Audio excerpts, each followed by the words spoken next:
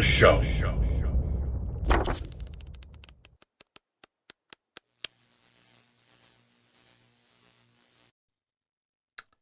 Hey yo, I am back.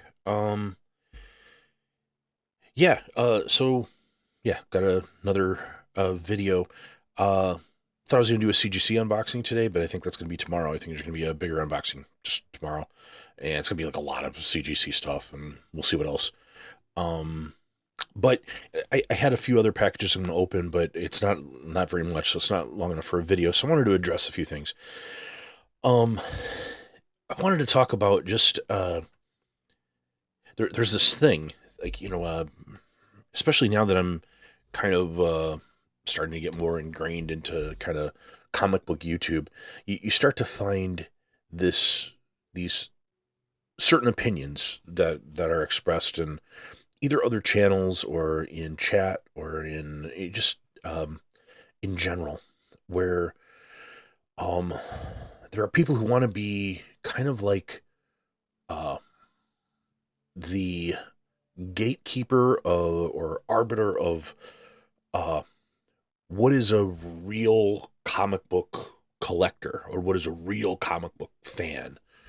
Um, and I guess maybe I would, in certain situations, maybe I would be the same. It's hard to be too introspective on that and to really know, where I would fall on that. But there are some of the things that I think are so absurd and silly that I kind of wanted to talk about it, at least go on record and say, well, this is what Chonko thinks. So, at any time in the future, if I have a bunch of subscribers or something, or anybody can say, oh, well, Chonko says, yeah. I mean, as of right now, nobody's going to care, or very few people, maybe a few people will care, but, yeah.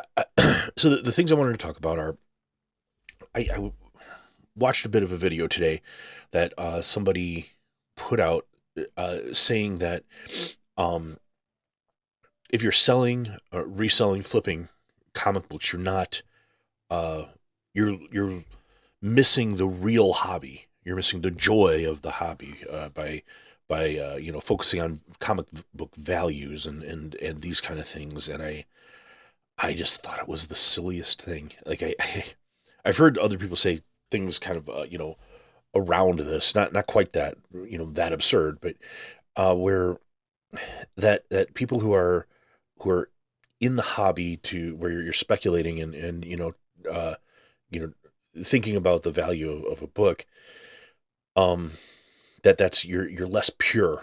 You're not a pure collector, and specifically that it's not true that you can fund the hobby by selling comics. That doesn't happen. And so I disagree completely. Um I think here's what my whole perspective on selling comics. Uh I think you selling a comic at a higher value than you bought it for because you speculated on it is completely fine and good. So like, yeah, they announce Jason Momoa is playing Lobo, and you have a Lobo comic that you bought specifically because you thought he might make an appearance in the DC universe. Good for you. Job well done. And just because you sell it at twice or three times, you bought it for, good for you. You conditions have changed, or say you do your own cleaning and pressing of comic books, and you improve the grade and you improve the value of that book and sell it for more, or you send it off to somebody else and they do it for you and you sell it more for more, or you send it off to CGC and you have it graded and now it's like a firm grade and you're able to make more money off of that and then hopefully turn a profit and turn that profit into other comic books. Good for you. I I think that that's a good thing. I mean, I try to do that, and I mean, I do okay. I mean, I have I'll just kind of show you right here. I'll show you what my eBay. I sell comics on eBay, and you can see right there. I mean, that is my eBay account. Over the last 90 days, I've made almost $424,200, 41.74, and not all of that's profit. Obviously, the books cost something. Some of these I slabbed myself. Some of these I sent off for pressing. Some of these I speculated on. Some of them I lost a little bit on, like where I thought, I thought they were going to come back a better grade or something like that. Or some of them I broke even. Um, but I did make some profit off of those, and I'm able to use that to and transfer that into other comics. I also have a glass case at a local antique shop where I sell just you know various toys and things, but also comic books. A lot of slab books that I don't think might not sell as well online, but still look really good and might sell to someone who's more casually looking for something that looks cool. Um, and there I made like $74 last month profit. That was after paying the rent on the case and all that. So so that's I you can do this. It's not that hard, and I don't believe there's anything distasteful to doing this. Um, if if you're doing, as long as you're being honest. I mean, the only like if you're doing twisted things like you're cracking cases or you're trying to sell people books that were like I don't know uh messed with somehow, or they're missing pages and you don't tell them that, like if you're doing things that are underhanded, that's different. But I think the act of selling comics is a good thing, and I think more people should look into it. More people should look into cleaning and pressing comic books too. I mean, it's I think it's hard to do really really well, and it's hard to do more advanced techniques, but like simple pressing is not that hard. It just takes a little bit of time. I'm able to do it, but my more expensive books, or books that I think are going to be more difficult, I send to Palm Beach Presser. I trust that guy.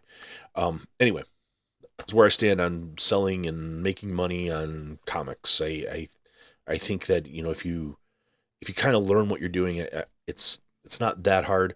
The problem is if you're a comic book collector like me, I'll make however much money and I will spend more than that. But it does help. I mean, it's not all out of pocket that way, right? Um, Next thing is slabbed comics. This is another. There's a certain thing with this too, that there is an element in the comic book community that they they talk about how they hate slabbed comics, and when you press them for this, what's the reason? What's the real reason that you hate slab comics? Some people say it's because it's locked in that case, and they'll call it a glass coffin or a plastic coffin or whatever the hell their goofy term is. That you can't read the comic that way. And my point is, like, some of these comics back here, that I mean, these are from 1953, 54, or earlier. Um, what are you doing? You're taking that comic and you're flipping it around and reading it down the toilet. Are you doing that? Because no, I would think you're not. I would think that you would understand how silly that is. Um, and maybe more modern comics, they don't really like that either. But I think that everyone has a reason for slabbing comics. I think they display very well. Uh, People say, "Oh, it doesn't protect the comic." I think you're insane. I think in the case of for older comics, I think you're insane. I think for when it comes to how fragile the spine is and some of the paper is on some of these older comics, I think it absolutely does a pretty good job. Now, if the paper quality is garbage or the staple quality is garbage, the comic's garbage, and it's going to fall apart in the case. That's going to happen, and there's nothing you can do about that. That I know. I mean, maybe somebody knows a way to like restore paper quality. I don't know anything. I've never heard of any advanced technique like that. But anyway, yeah. I guess the other part to that, and I guess the other reason why I think some people say they hate slabbed comics is they don't like a firm grade on a comic. They like to be able to quibble and do a back and forth of, well, I think it's about this level and you think it's about that level, and we can haggle in between. Whereas if I have a comic book and it says this is a 9.6, we can look that up. This is the relative value, and we know exactly what we're both talking about then.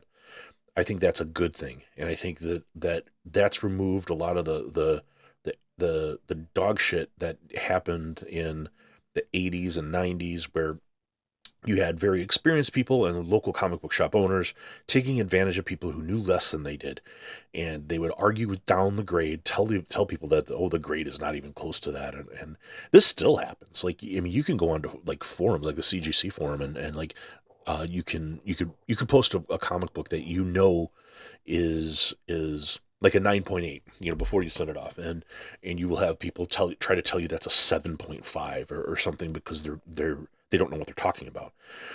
So yeah, those are the two things I think.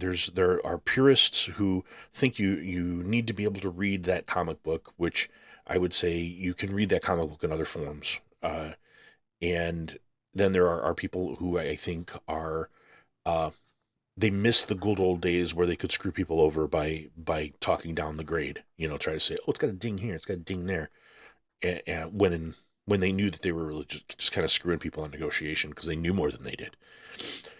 Uh, then there's the opposite side. There are grade snobs. Like, I think there are people who really think that, when it comes to all comic books, like the grade is like the ultimate uh, thing that you should be looking at. Even in Golden Age, like they believe, well, this is a 2.0 and that's a 2.5, and they won't look at the comic, and that one that's a 2.0 might have a big fold on the back, but the cover's like brilliant. Like the yeah, and I think that this is something, when you're this kind of grade snobbery. I think that can be um, that's that's not fun either. I mean, you should look at a comic and say that's a beautiful comic, and yes, I mean it does allow for negotiation to be uh, it reduces that level of negotiation, but it doesn't mean that, one comic with a poor page quality, or the colors aren't as are vibrant. It doesn't mean that there's not still a value negotiation that happens there, and or even just a judgment on the person who's buying it. How does it look? Um, and how will it hold up over time? I think those are important things to consider, not just the grade. Um, and I know that sounds a little bit contradictory to what I just said earlier, but I think that you still need to have a bit of discernment on the part of the person. Um, so not only does it, kind of give you guide rails of what that comic is worth, but what you what you want. I think that's what's important, especially in older comics. Then I don't want this to be a really long video, but then there is another portion of the people who want to talk about I almost said hockey purists. I love hockey too.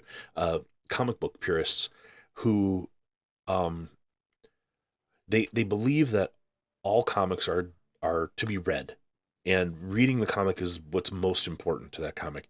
So these people don't really uh, understand the value in appreciating the artwork of a cover. They think like, well, what does it say? What does it say inside?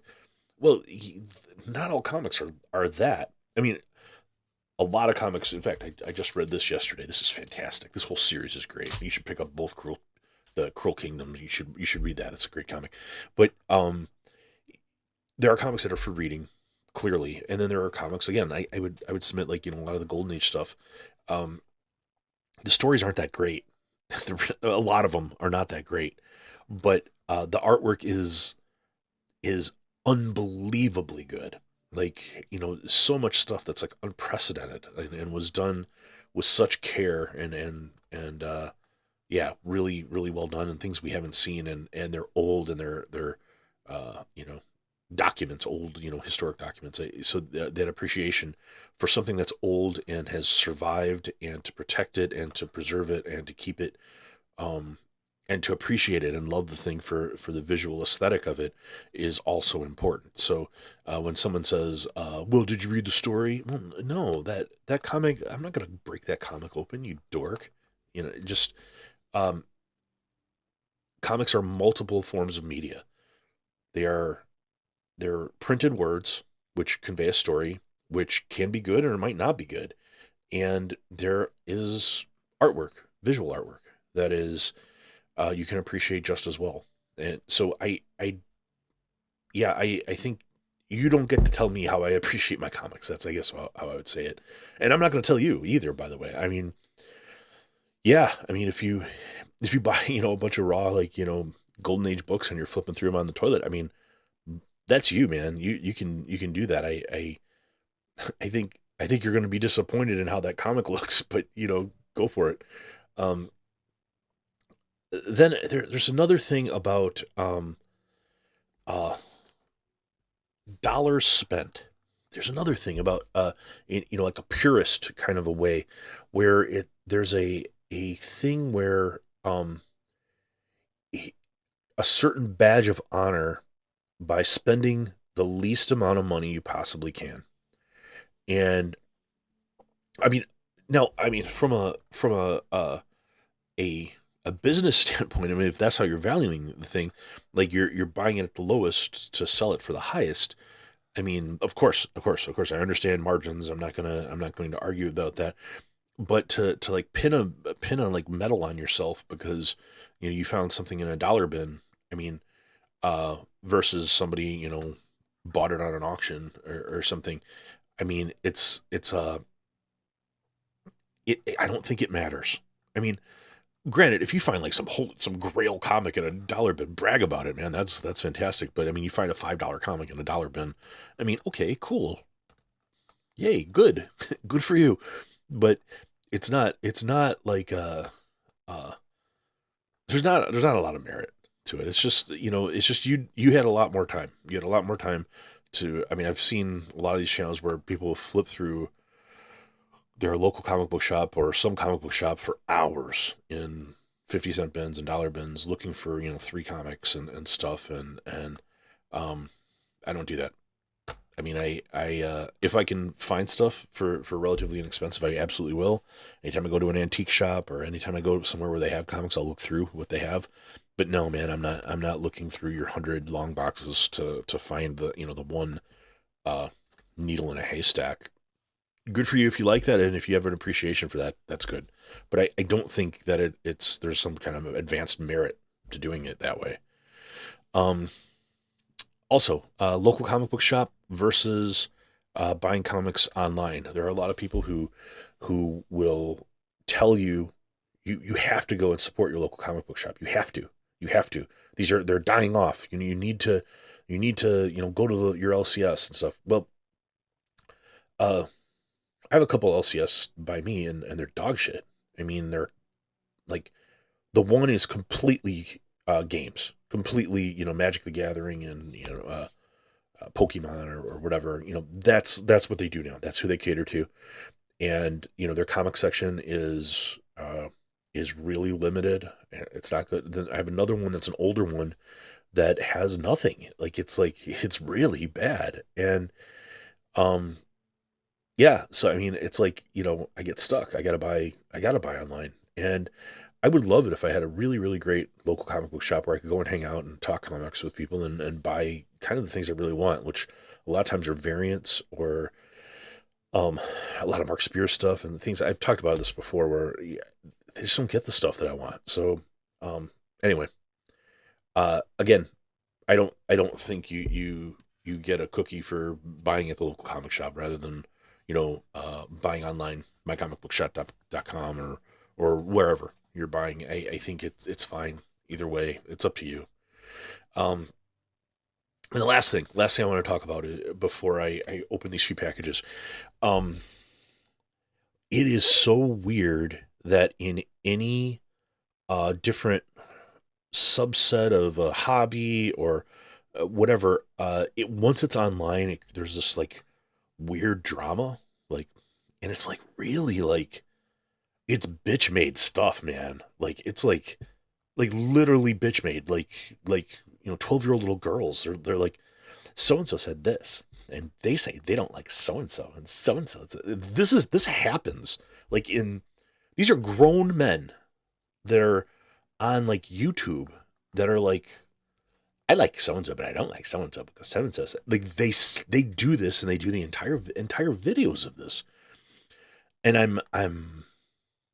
am terrified of falling into that. Like I don't. I never want to be like, drawn into something like that. God, I hope it doesn't happen. I mean, making a video like this, it could happen. Did you hear what Chonko said? Chonko said he doesn't like this, and he said if you slab and the slabs are this, and you got to if you don't read a comic, that could happen. That could absolutely happen with this video, even though my channel is very small or something. That could happen, and then I'm just like, oh shit, I'm in bitch made drama. I'm in bitch made drama with the rest of them, and now I got to talk. Now I got to talk to people and be like, no, I wasn't talking about you. I got it like.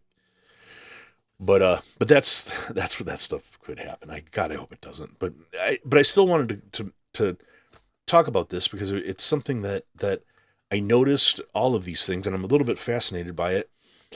But I would like to hear your opinion. I would like to hear your opinion in the comments about the things I'm saying, and like if you really think I'm off base about something, I want to hear from you. I mean, I don't want like Chonko said that's about that.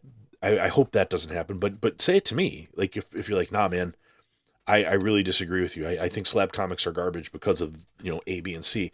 I'd like to listen because there might be points I haven't considered. I think I have, but if there are points that or things that I'm really missing, I want to know, and I'm really really interested in that. I mean, if you're gonna defend bitch made online drama, no, I don't want to hear about that. That's you can miss me. Anyway, that's that. Now that you heard me crying about that stuff, how about if we cry about packaging? You guys ready? Chonko cries about packaging. Chonko cries about packaging. Chonko cries about packaging. Let's see those tears, you little girl. Okay, here we go. So, again from Canada, another bad package from Canada, which it's like, I'm going to cover up the address and everything. But they did this, and they did this, and they did all this fragile, pay attention. They sent it in a fucking paper envelope, a comic book. What's reinforced? I cut up a diaper box in there for you, Chonko. Wee! Hope you get it all the way from Canada, eh? And this is coming from Brantford, Ontario. Anyway, I know what this is. This is the meme comic I was talking about from the other day. Baby knife, Mike Jones knife and tool. Mike Jones knife and tool from Canada, from British Columbia. And as I always say, some people don't care about comic books, but Mike Jones knife and tool cares about knives. So you can buy a knife from Mike Jones knife and tool, and he won't send it like this in a paper envelope, a comic book. And you put an ad in here, dude. Like you have pride in this? Are you kidding me, man? There it is. And there are a lot of people who say, what's wrong with that? That looks totally fine to me. What's so wrong with what he did? And I'll be like, dude, mailmen take it as like a badge of courage to put this into a more tape.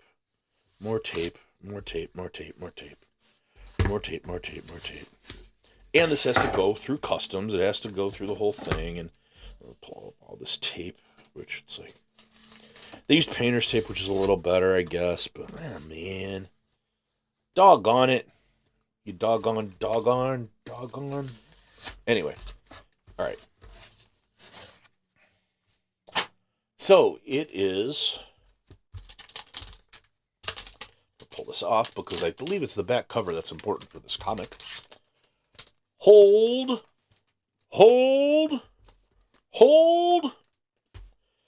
Wow, this is really crammed in there again. Oh, you dickhead. How did you cram this in there? How did you possibly get this in there? Oh, you cocksucker, you. How did you get it in there? Alright, well, whatever. So, it is this. Canadian Comics Cavalcade. This is a meme comic, and on Alan's channel, Lyle from Canada, he was talking about this, and it's specifically because of one character in this, and it is this dude. And his name, non-ironically, is Canoehead. This is a superhero, like a superhero called Canoehead. And I think everyone was delighted that this character exists, and as was I, and I had to get a copy of it, which I was able to get. This is actually a pretty nice copy, and it did arrive to me intact.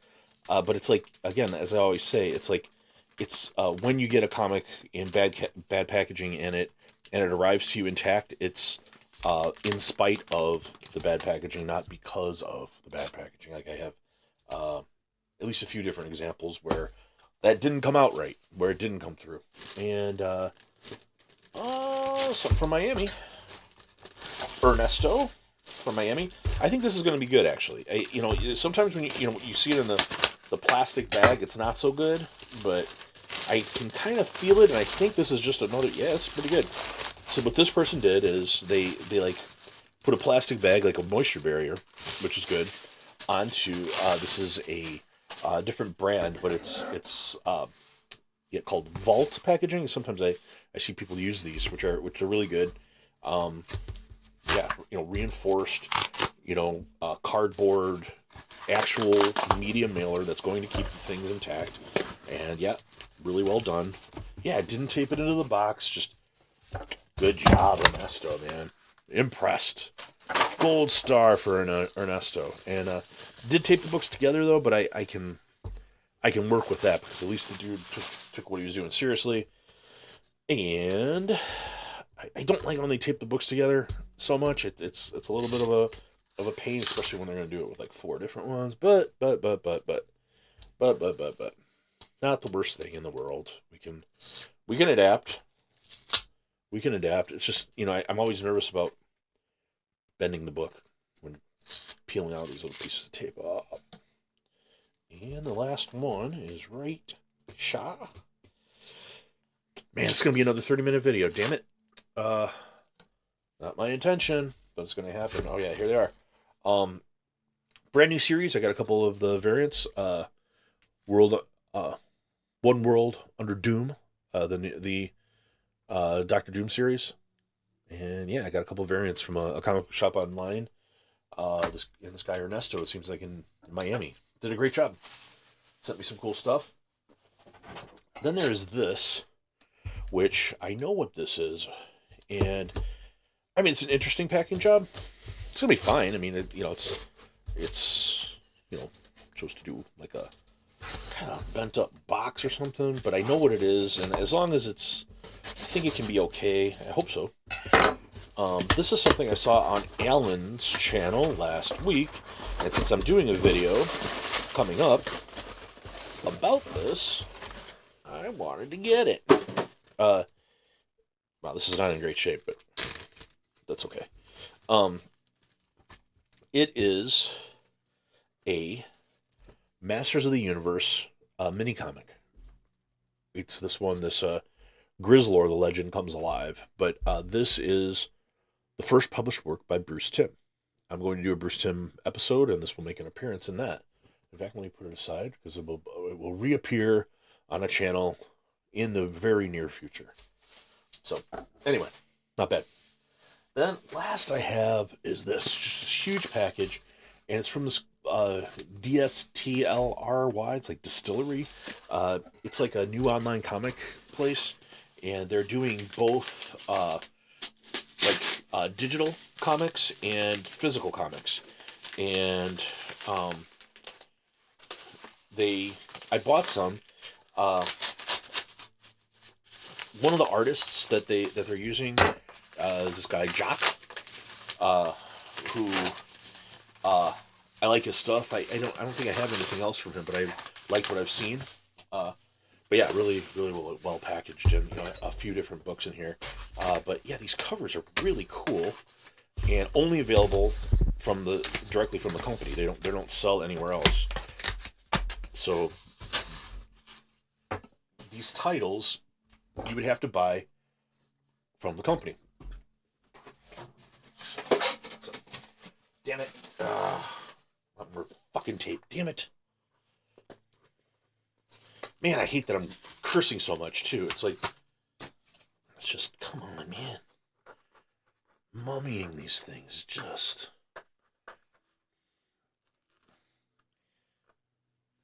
Just trying. I don't want it to be this long, man. Those of you who are mad that this is this long, you can blame the bad packaging too, man. You're in this with me now. We're on the same crusade. Like, man, I would like to watch all of Chonko's videos, but that dude, he makes like 30-minute videos. What the fuck, man? Stop it. See, I'm cursing again. Just tired. Tired. Alright. Okay. Alright. Oh my gosh. Don't be so bad at this. Don't be so bad at this, please. And what are these? They're magazine sized. I don't know what this is. But my goodness, I don't know what these are. These are all magazine sized. Weird. Okay, so the first one is this, Snyder and Jock. So Zack Snyder does the writing on this. It's called You Won't Feel a Thing, and it looked really, really cool. Jock does the art, and it's got this kind of like certificate of authenticity in the back and everything. These are all limited too, but I didn't realize these were going to come and be magazine size. I kind of like it. And then there's this one, which is even bigger. This is called The Devil's Cut. It's this one's like a sci-fi one. And this one, Nothing Farther Away from Home, Gone. Another sci-fi one. This is by Jock. I like this artist. Seen his stuff before. And then this one, I can't remember the title, but look at that cover. Look how cool that is. I don't know who did the art on this one. I don't think it's Jock. I think it's somebody else. But yeah, I bought all these after seeing them advertised, and I was just like, wow, I love those. And I also kind of love the fact that they're these huge magazine sized ones. But you can buy these and see them digitally online. You don't have to buy the physical copies. But yeah.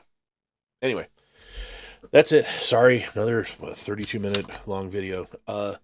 So yeah. Please subscribe if you're not subscribed. Like and comment. Please leave comments about what I was saying earlier.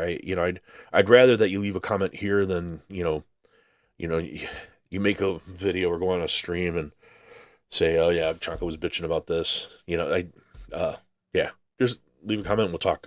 I like to talk. Anyway, hope you're doing well. I hope your week's going to go great. I hope all the people in your life are doing well. Again, please subscribe, please like and comment. And again, I apologize for the long video. I apologize. All right. Cheers, buddies.